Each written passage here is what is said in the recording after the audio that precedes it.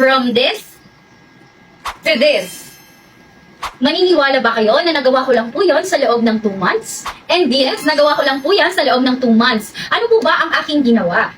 Please stay tuned dahil ituturo ko po sa inyo ang 2 tips na lagi ko pong ginagawa at pwede nyo din pong gawin para po kayo ay makarami ng friends, followers, supporters dito sa TikTok. Ako po wala si Camille kasama ng aking co-host na naka-mention dito sa video, si Jeremy, ay mga grow host na tumutulong magpalago at magpaangat ng mga accounts dito sa TikTok. So dumako na po tayo sa aking 2 tips kung saan mabilis kayong makapagparami ng friends, followers, supporters dito sa TikTok. And abangan nyo po ang ating second tip dahil doon tayo mas mabilis makapagparami ng followers.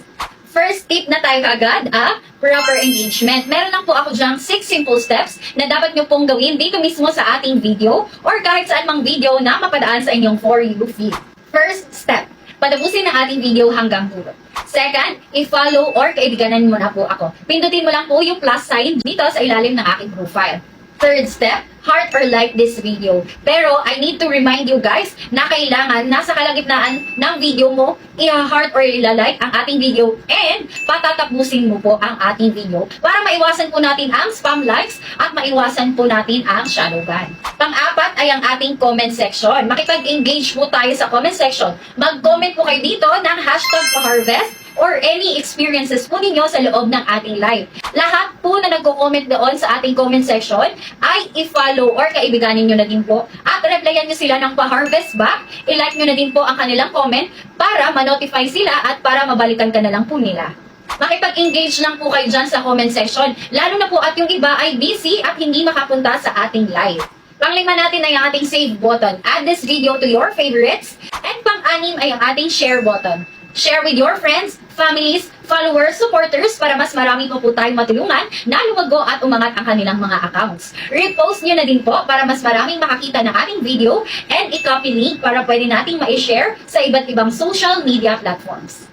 And dumako naman po tayo sa aking second tip. Yung sinasabi ko na mas mabilis po tayo ditong makapagparami ng friends, followers, and supporters. Paano? Pag nakikita nyo yung naka-blink or nakailaw itong aking profile, ibig sabihin po nun ay naka-live po ako. I-click nyo lang po yan and makakapasok ka na po sa aking live. Pagpasok nyo po sa aking live ay meron po tayo doong mga simple instructions and guide para po mas mabilis po kayong makapag-harvest ng magiging kaibigan at followers.